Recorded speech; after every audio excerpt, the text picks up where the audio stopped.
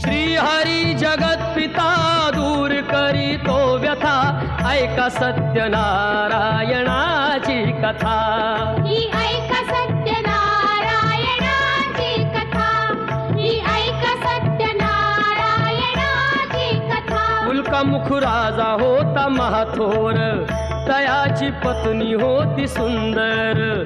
नदी किनारी एकदा त्यांनी घातली महापूजा दोघांनी.